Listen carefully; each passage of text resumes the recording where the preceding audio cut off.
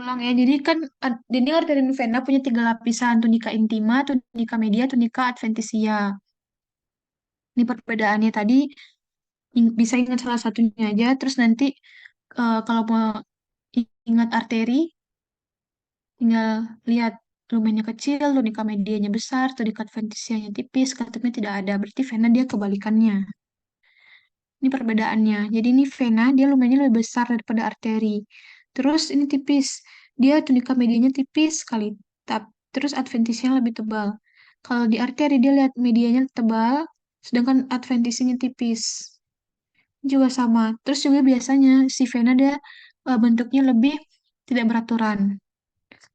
Terus ini ada juga arteri, tunika medianya tebal, adventisnya tipis. Vena dia hampir kayak tipis sekali medianya. Sedangkan adventisnya lebih tebal. Makanya dia biasanya bentuknya tidak beraturan. Sama di vena dia punya katup. Katupnya itu ini katup. Jadi sebenarnya katup itu apa? Katup itu sebenarnya tunika intimanya si vena, tapi dia mengalami kayak perlekukan, kayak invaginasi gitu. Fungsinya katup itu apa? Jadi fungsinya katup itu dia untuk mencegah terjadinya aliran balik darah. Jadi darah-darah yang misalnya sudah dari jaringan-jaringan tubuh itu kan sudah membawa darah yang kayak karbon dioksida. Jadi supaya dia tidak kembali lagi, maka ada katup. Tapi kalau di arteri dia tidak ada katup karena tekanan dari jantung untuk pembawa darah ke seluruh tubuh itu dia lebih kuat gitu. Jadi kayak tidak perlu ada katupnya. Tuh. Itu ya, jadi untuk katup dia fungsinya mencegah darah itu berbalik arah atau mencegah aliran balik darah. Ini gambarannya, ini katup yang ini V ini katup. Oke, itu arteri sama vena. Sama ini, kenapa dia si tunika medianya arteri itu lebih tebal? Karena kan si arteri itu dia fungsinya adalah untuk mengalirkan darah ke seluruh tubuh. Jadi dia perlu kayak kekuatan yang lebih kuat. Makanya tunika media itu kan isinya otot, makanya ototnya itu perlu lebih banyak untuk mengalirkan darah tersebut ke seluruh tubuh gitu. Nah, terus sedangkan kalau di vena itu dia adventisnya lebih tebal. Berarti kalau tunika adventisnya lebih tebal, maka biasanya dia si fasa vasorumnya juga akan lebih banyak. Jadi kan fasa vasorum itu dia fungsinya untuk menutrisi pembuluh itu sendiri. Kenapa perlu dinutrisi? Karena kan biasanya pembuluh darah itu kan dia tebal. Nah, tapi si pembuluh darah ini juga dia butuh nutrisi, perlu asupan gitu kan. Tapi karena dia si pembuluhnya ini dindingnya tebal, jadi kayak proses difusi yang difusinya nutrisi yang masuk ke pembuluh itu dia kayak terhambat saking tebalnya ini si pembuluh darah. Makanya dia perlu ada vasa vasorum yang membantu nutrisi dari pembuluh darah tersebut. Jadi karena di vena itu dia bawa darah yang sudah mengandung karbon dioksida, maka nutrisi yang dibawa itu kan jadinya sedikit karena dia cuma isinya CO2 aja. Makanya dia perlu lebih banyak nutrisi dengan cara perlu lebih banyak fasa vasorum gitu. Oke, ini gambarannya. Terus ada pembuluh kapiler. Jadi pembuluh kapiler sendiri dia ada tiga. Ada pembuluh kapiler kontinu, pembuluh kapiler fenestra, sama sinusoid. Tapi ini di praktikum dia ini sih nggak ada apanya, nggak ada preparatnya. Jadi kalau kapiler kontinu itu dia jenis paling umum memiliki taut oklusi kedap menutup celah intersel antara semua sel endotel agar kebocoran cairan itu minimal. Jadi lihat ada yang namanya fenestra. Fenestra itu dia lubang bulat kecil. Di kapiler kontinu dia untuk lubang bulat kecil atau fenestra itu lebih sedikit. Sedangkan di kapiler yang berfenestra lubang bulat kecil lebih banyak. Dia banyak nih di sini. Nih. Jadi dia strukturnya itu mirip kayak saringan yang memungkinkan pertukaran molekul lebih luas melalui endotel. Kalau sinusoid itu dia tambah lebih bentuknya kayak lebih tidak beraturan lagi. Jadi sinusoid itu dia sering disebut kapiler tidak kontinu. Nah, dia itu punya diameter yang lebih lebar dengan fenestrasi besar pada sel. Jadi dia untuk pertukaran eh, molekulnya itu dia lebih maksimal. Yang sinusoid itu kan ada di preparat Hepar, yang blok berapa itu ya? Ada Hepar itu dia kan sinusoid itu sebenarnya pembuluh darah kapiler. Tuh. Oke, lanjut ke preparat yang yang terakhir itu ada aorta. Aorta kan salah satu dari pembuluh darah arteri ya, arteri terbesar. Jadi sebenarnya dia sama aja. Itu ada tiga lapisan juga, ada tunika intima, tunika media, sama tunika adventisia. Tunika intimanya dia tersusun atas lapisan endotel berbentuk polihedral dan subendotel yang tersusun atas rabut elastik. Terus tunika media, lapisan media lebih tebal dari adventisia, terdiri dari beberapa lapisan membran elastika fenestrata di antara sel otot polos. Kalau tunika adventisia dia lapisan adventisianya lebih tipis dari media, yang dimana isinya itu adalah jaringan ikat sama serabut kolagen, serta adanya fasa vasorum. Oke, ini gambarannya aorta. Ini otot polos. Ini tunika intima, tunika media, tunika adventisia. Jadi tunika medianya dia tebal, adventisianya tipis. Di tunika adventisia biasanya ada fasa vasorum. Ya ini seperti ini kayaknya fasa vasorum. Oke, itu dia. Ada yang mau bertanya?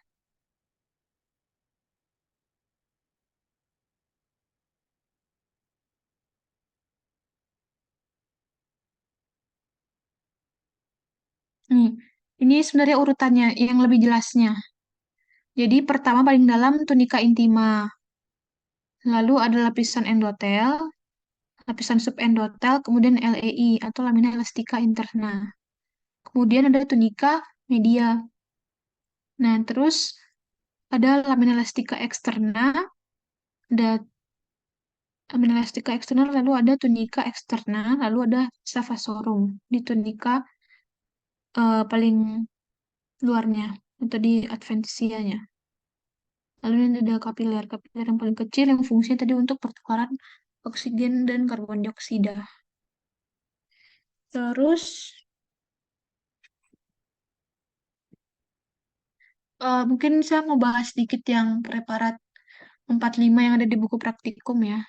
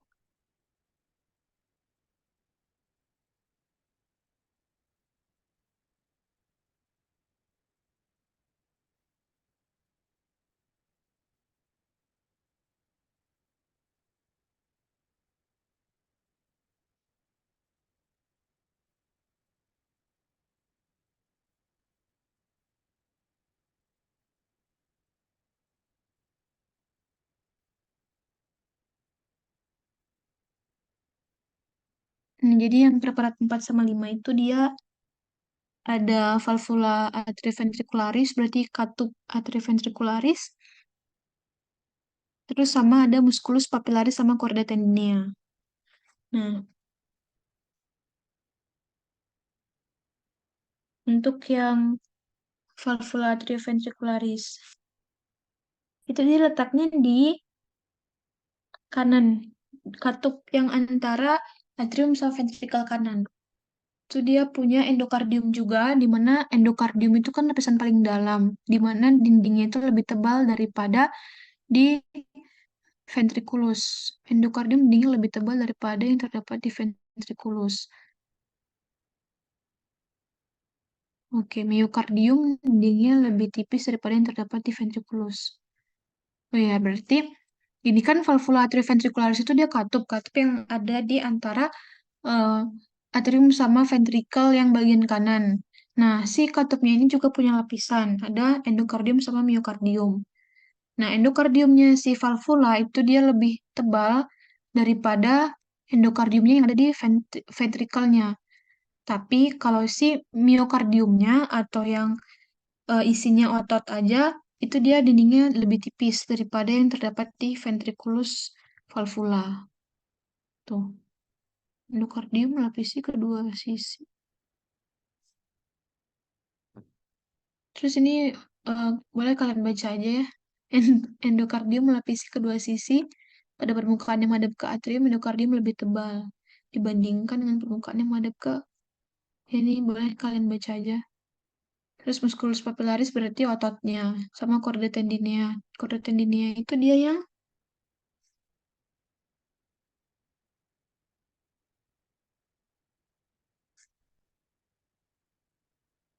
yang kayak kalau dulu tuh di apa umpamain kayak jaring laba-laba. Itu chordae tendineae. Jadi musculus papillaris berbentuk kerucut dengan pars distalis dilapisi lanjutan chordae tendineae dan endokardium tipis. Jadi dia punya pars proksimal sama pars distal. Tapi untuk pars proksimalnya itu hanya dilapisi sama endokardium tipis serta miofibra yang banyak dengan paralel ke pars distalis. Musculus papillaris ya itu. Tapi ini kemarin sebenarnya nggak ada sih preparatnya. Semoga besok juga tidak ada. Tapi kalian mungkin bisa belajar sendiri untuk pretestnya besok. Siapa tahu dikasih masuk. Oke, itu aja dari saya. Ditambahin ataupun ada sangkahan, boleh. Untuk pada duta mungkin boleh dilanjut.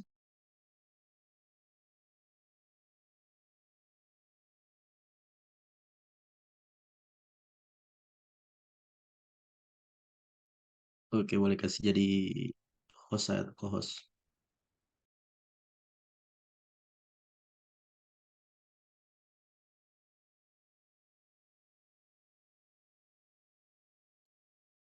PPT dan kursorku kelihatan bergerak. Kelihatan, Kak. Oke deh. Oke, Assalamualaikum warahmatullahi wabarakatuh. Shalom, Om Swastiastu. Jadi kita masuk ke materi yang kedua. Ini kalau notifikasi aku masuk tidak kelihatan gitu. Tidak di aman. Oke deh. Oke, kita masuk ke pertemuan kedua nanti di praktikum dari kardiorespi, yaitu sistem respirasi. Jadi kalau sistem respirasi, jalan PPT ini kan.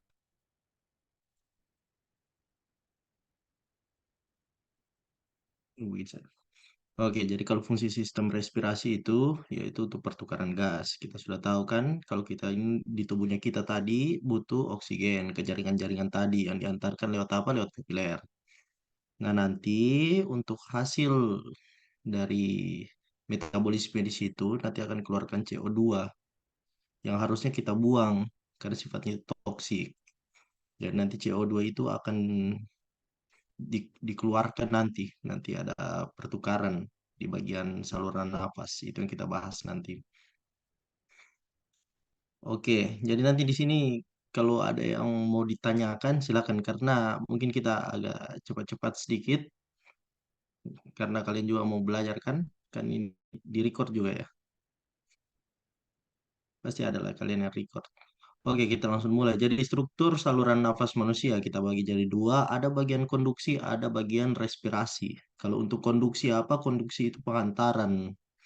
Pengantaran kita lihat dari rongga hidung nanti masuk nasofaring, masuk laring, masuk trakea, masuk bronkus, bronkiolus, terminalis. Dan bagian respirasi nanti ada dua bagian penting, yaitu bronkiolus respiratorius dan nanti ada ductus alveolaris.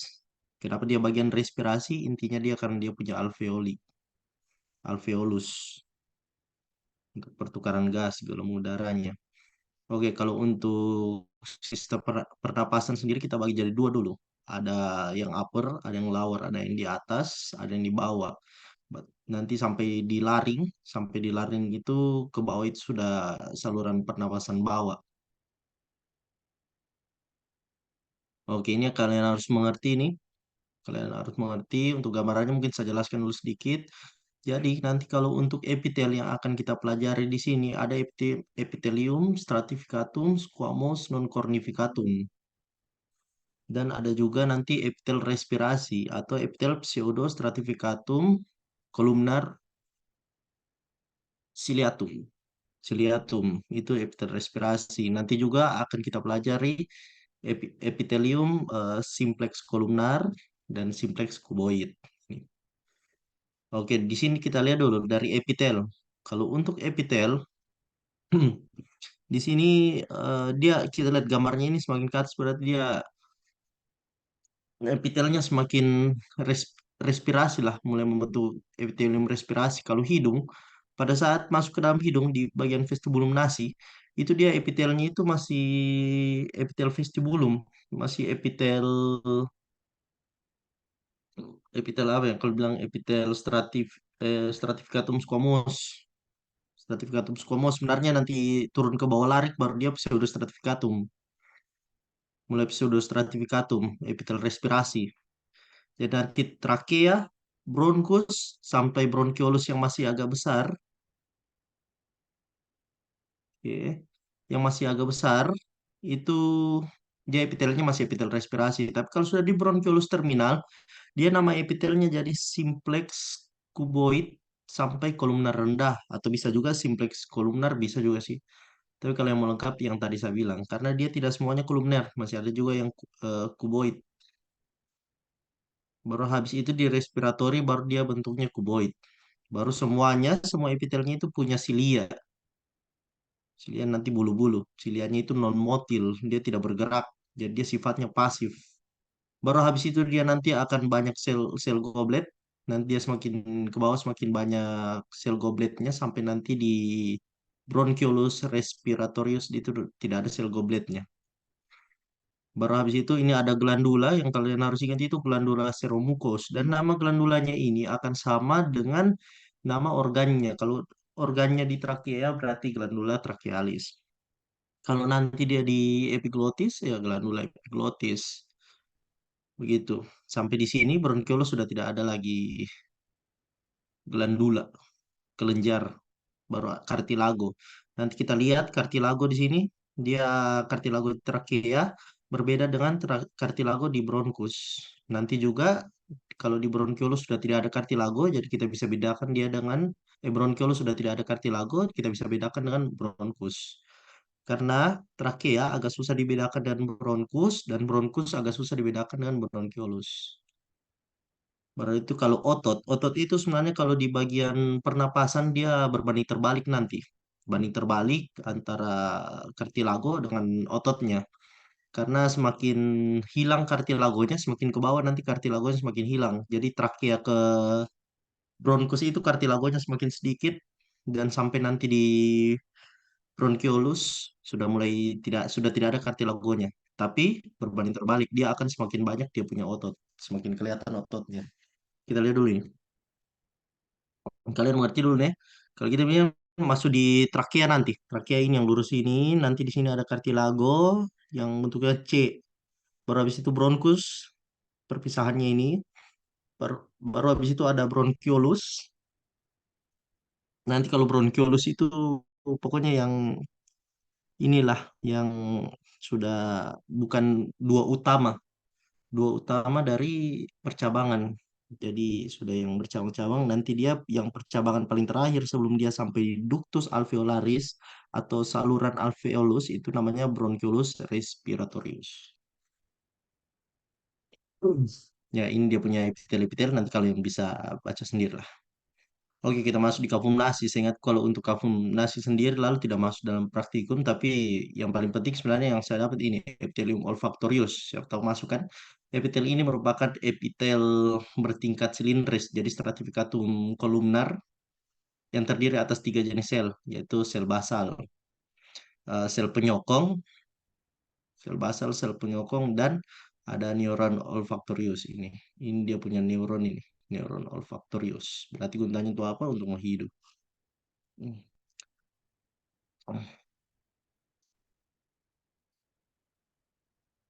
Lamina propria. Ini lamina propria ini. Ini yang sel basal.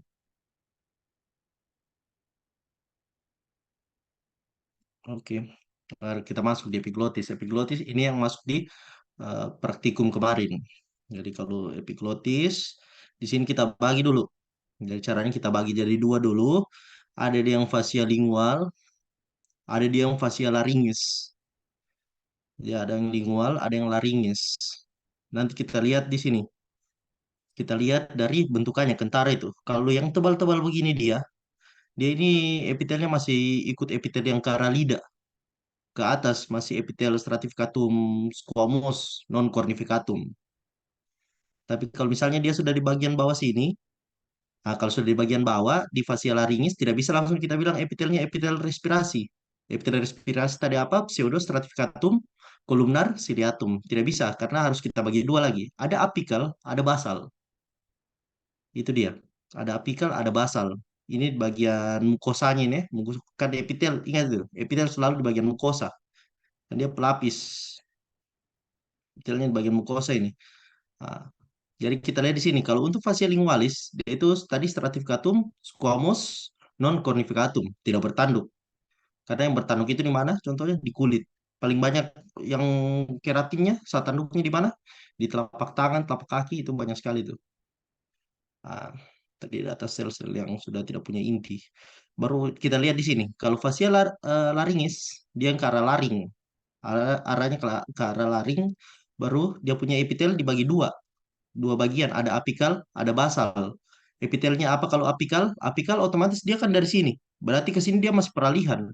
Otomatis epitelnya masih sama dengan fascia lingualis. Tapi berbeda dengan basal. Basal di sini sudah masuk di epitel respirasi atau pseudostratificatum columnar ciliatum. Eh, pseudo semu bertingkat stratifikat semu bertingkat silindris bersilia. Itu bahasa Indonesianya pseudostratificatum columnar non cornificat sorry ciliatum karena dia disebut sebagai epitel respirasi. Nah, kita lihat di gambar sini. Kalau gambar sini dia juga punya kartilago. Kartilago apa di sini? Elastin. Kenapa elastin? Karena epiglotis ini akan membuka tutup. Ibaratnya dia sebagai pintu supaya nanti makanannya kamu itu tidak masuk ke paru-paru. Tidak lucu kan kalau mau bernafas keluar nasi. Berhabis ini di sini ada glandula. Ada glandula seromukos. Glandula seromukos yaitu glandula jenis glandula yang ada pada glandula epiglotis.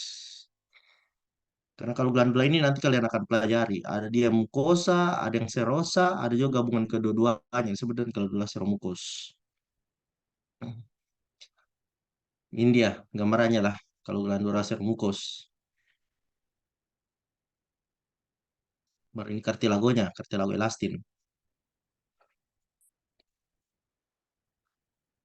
Oke, selanjutnya kita masuk di trakea.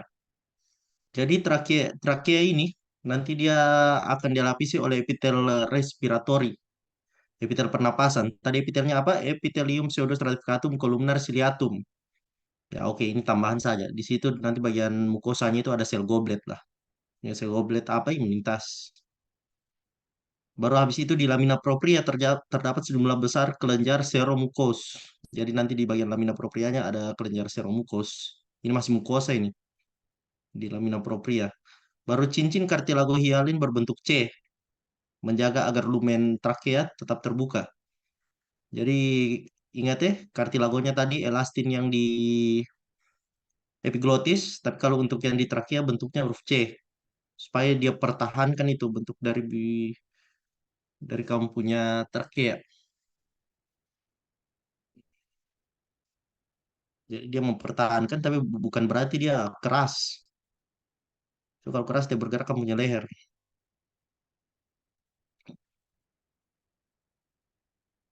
Oke, lanjut di sini tadi. Kalau untuk trakea, tadi kan ada di bagian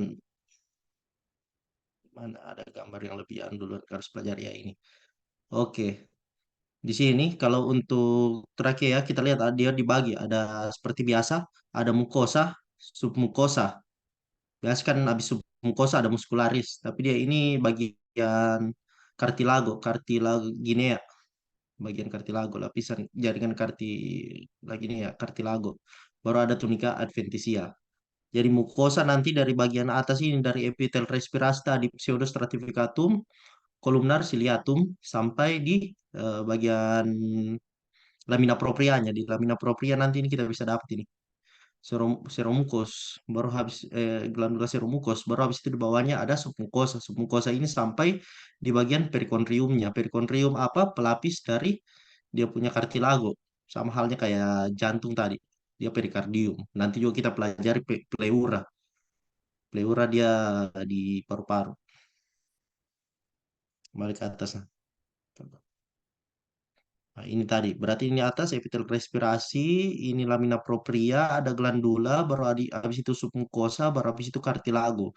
Cartilago ya gampang lah kamu bedakan, dia kayak halus-halus begitu. Baru kalau ini dia kentar lagi titik-titiknya. Harusnya sudah tidak kentara, kalau sudah lama di pewarnaan sudah tidak kentara. Dia punya kondrosit, baru habis itu dia dikelilingi lamela ya, lamela. Baru nanti ada matriksnya.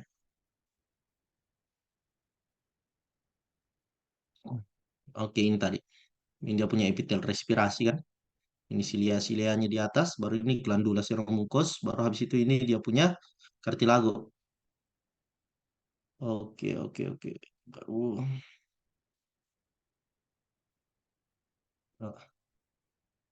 kasih kecil ini. Oke, kita masuk di bronkus. Bronkus itu mana ini? Ini kan tadi di trakea.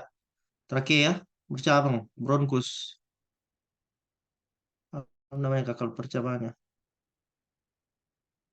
Nanti bronkus secara struktur dia mirip lah, mirip dengan trakea, tapi kita lihat nanti kartilagonya beda. Kartilago dengan otot polosnya. Ingat kartilagonya dia mulai sedikit, mulai tidak berbentuk C, dan otot polosnya di sini mulai ada kentara.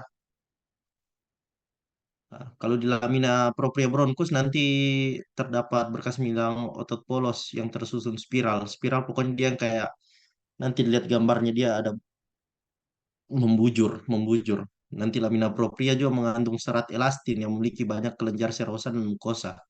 Serosa dan mukosa berarti kelenjar seromukos. Kalau di bronkus nah, berarti kelenjar kelenjar apa sih? Kelenjar glandula bronkus. Kalau mau yang lengkap glandula seromucus bronkus. Baru banyak limfosit ditemukan dalam lamina propria di antara sel-sel sudah intinya bisa mengertilah sebagai sistem imun. Eh, Limfosit sistem imun sekunder. Baru habis itu serat elastin, otot polos dan malt. Ini juga untuk imunitas ini. Serat elastin, otot polos dan malt itu dia nanti tambah banyak, tapi berkurang kartilagonya dengan jaringan ikat yang lainnya. Next. Oke, ini dia. Nah, ini kan dia punya gambar bronkus. Bedanya apa tadi?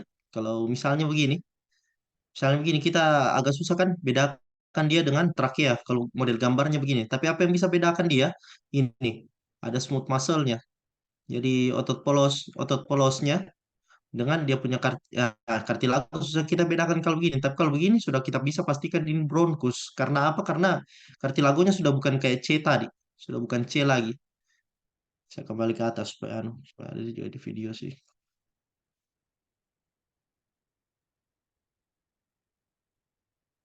Wadah.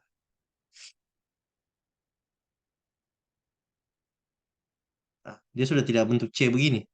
Dia tidak perlu terpisah, dia kayak cuma satu saja. Memang cuma satu. Cuma satu di sini dia.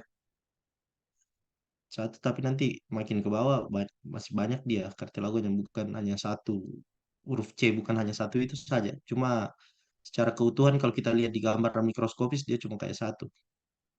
Ini kan.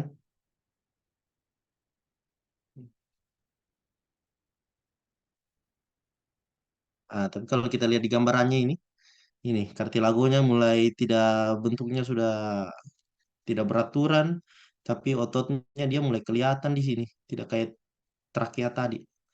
Nah, baru habis itu ini epitelnya masih epitel respirasi yaitu pseudostratificatum columnar ciliatum. Ingat-ingat itu. Ini SM smooth muscle, habis ini G glandula. Jadi ini glandulanya, glandula apa sih rungkus? Ini dia sudah bukan bentuk C tuh, ini kayak apa ini? Sudah tidak terlalu beraturan. Nih, sudah ada yang di sini kartilagonya, sudah ada yang di sini. Baru habis itu M ini muscle otot. Habis itu L ini lumen. Ya, oke, ini sama lah. Ini, aduh, ini epitelnya, epitel respirasi. Baru habis ini kuning ini LP lamina propria. Tadi ada apa di lamina propria? Serum mucus. Baru habis itu ada musculus spiralis. Ini spiral. Ya, saya bilang tadi spiral. Dia kayak membujur tapi membulat, bikin bulatan begini. Baru cartilago hialin. Ingat ya, cartilagonya kalau di epiglottis elastin, kalau sini hialin. Nah, ini serum mucus. Nah, baru kita masuk di bronchiolus. Nah, sudah sebenarnya tidak usah dibaca ini. Nah, kalau untuk bronchiolus dia percabangan lagi. Nanti kita bagi dua. Ada bronchiolus terminal, ada bronchiolus respirasi. Tadi kan kita bagi pernapasan jadi dua. Ada yang sistem konduksi, ada yang sistem respirasi. Konduksi tadi yang mana? Yang dari hidung sampai bronchiolus terminal. Ingatnya terminal. Karena dia tempat perhentian terakhir, tempat pengantaran terakhir lah. Ibaratnya gini, kamu ini, kamu adalah oksigen, kamu adalah udara yang dari luar, dan kamu punya tugas di satu tempat untuk apa? Untuk eh, pokoknya kamu punya tugas untuk kerjalah. Kerjanya kamu di mana? Di alveolus. Baru kamu dikasih berhenti di mana? Berarti di terminal kan tempat persinggahan situ. Nah, itu bronkiolus terminal. Baru kamu lanjut di bronkiolus respirasi nanti di respirasi baru kamu bisa jalankan kamu punya tugas karena di bronkiolus respirasi itu nanti ada alveolus sudah melekat di situ walaupun tidak sebanyak di bagian ductus alveolaris atau ductus alveolaris karena itu memang kumpulan-kumpulan dari alveolus. Oke, kita lihat gambarnya nih. Nah, ini kan kamu agak bingung ini. Kalau baru pertama kamu lihat gambarnya ini pasti kayak apa bedanya tadi ada bulatan-bulatan. Tapi kalau kamu perhatikan baik-baik, lihat dia punya otot polos ini smooth muscle-nya dia lebih kentara lagi. Lebih kentara lagi, baru habis itu tidak ada kartilago. Tuh, tidak ada kartilago di sini. Epitelnya apa kalau dia terminal? Epitelnya sudah bukan epitel respirasi lagi. Sudah jadi epitel. Kalau dia masih di terminal, dia epitelium hmm, simplex, kuboid sampai kolumnar rendah bisa. Tapi kalau sudah respirasi dia epitelium, simplex, kuboid. Nanti dia kalau sudah di alveolus baru dia jadinya simplex squamous karena terjadi pertukaran udara situ difusi dengan endotel. Oke, ini ini epitelnya, ini otot polosnya. Sudah ke bawah itu adventisia sudah jaringan lain. Kalau ini apa ini? Ini dia punya jaringan di paru-paru, jaringan alveolus ini. Habis itu bronchiolus respiratorius. Jadi bronchiolus terminalis tadi dia akan bercabang jadi dua atau lebih bronchiolus respiratorius. Nah, jadi tadi peralihan bagian konduksi dan bagian respiratori di mukosa mukosa. Nah, ini dinding mukosanya. Bronchiolus respiratory diselingi oleh banyak alveolus tempat terjadinya pertukaran gas. Makanya dia sudah fungsi respirasi, bukan konduksi lagi. Di antara alveolus, epitel bronchiolusnya terdiri atas epitel kuboid bersilia. Semua epitelnya dari hidung tadi sampai ke bronchiolus respiratorius itu semuanya bersilia. Nah, coba lihat ya. Ini dia masih tebal-tebal kan di bronchiolus besar, bronchiolus terminal, baru dia bercabang sini jadi bronchiolus respiratory. Nah, bedanya dia jaringan paru-paru dia lebih tebal lagi ini daripada ini. Nah, ini kalau BALT ini untuk imunitas dia. Nah, ini terminal bronchiolus, baru ini bronchiolus respirasi. Ini respirasi. Gunanya untuk apa bronchiolus respiratorius? Untuk membawa udara sekaligus dengan pertukaran udara di situ sudah. Bau udara kemana? Nanti ada namanya ductus alveolaris. Ini alveoli. Bedanya alveoli dengan alveolus apa? Alveoli dia pak jamak. Kan biasa yang I itu akhirannya jamak biasa. Kalau alveolus dia yang satu kantong itu, satu kantong, satu gelembung udara. Nah, kita masuk di ductus alveolaris. Jadi kalau ductus alveolaris itu sederhananya begini. Nah, ini Kak, arteri pulmonar lah untuk vaskularisasi saja. Fokus di sini. Ini tadi bronchiolus respiratorius, dia nanti akan bercabang jadi ductus alveolaris. Ini dengan ini.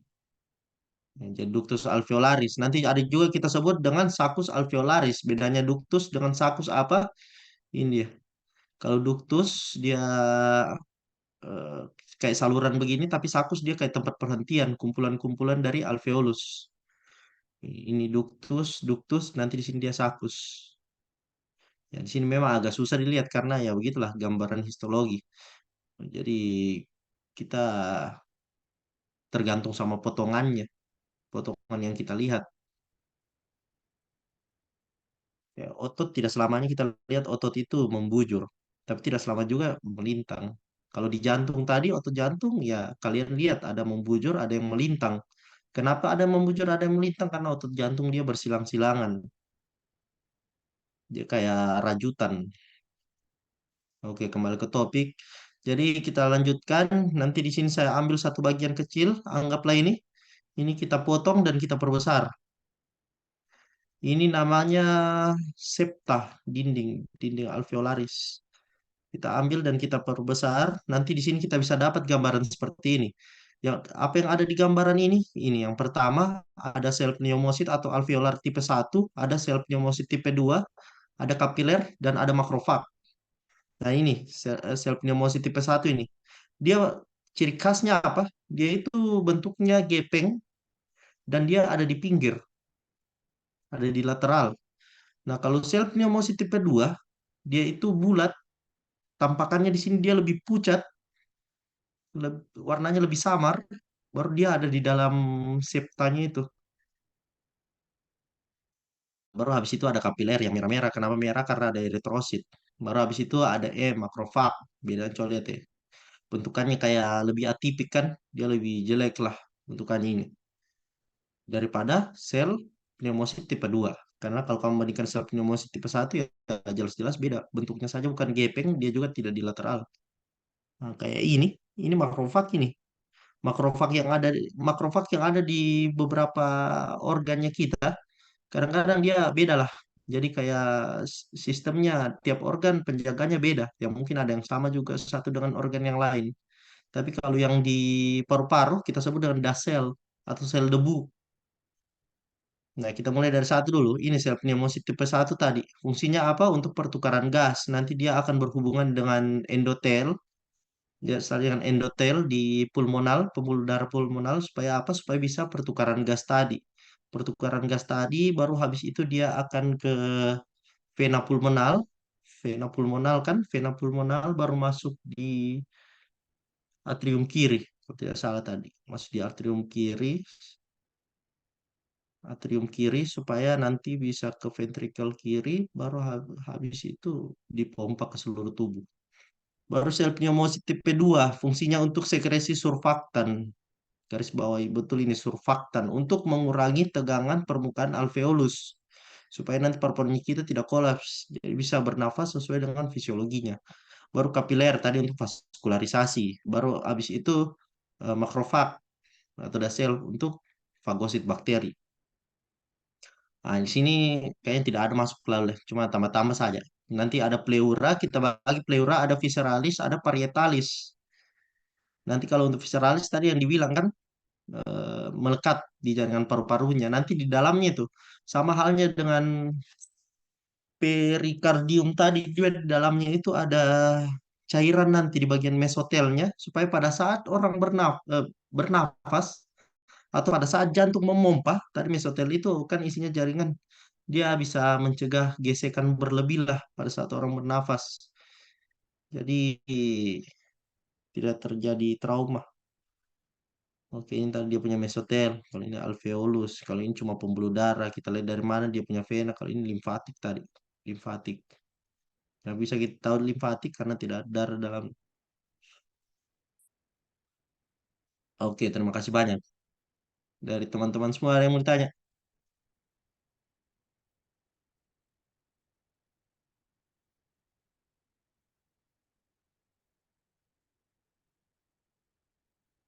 Oh, kalau misalnya sudah tidak ada, berarti itu saja. Nanti teman, saya lihat ini di record ini kah? Misi Kak, Ada iya Kak. ada yang record ini. Ini host. Oh iya. Nanti bagi saja nah hasil recordnya. Oke, terima kasih banyak kalau begitu deh. Sekarang waktu kamu untuk belajar mandiri. Karena kalau kamu cuma dengan coaching ini baru kamu tidur, kemungkinan besar tidak sampai 40 nilainya kamu besok di pretest. Oke, terima kasih banyak. Terima kasih, Dek.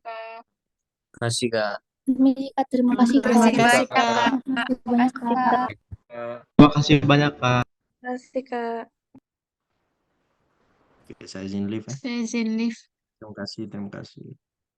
Iya, saya izin live. Terima kasih. Kenapa lah nih ya? Permisi Kak, boleh kami minta tadi PPT-nya ke Kakak? Oke, lihat kasih kamu. Terima kasih Kak. Oke. Terima kasih banyak Kak.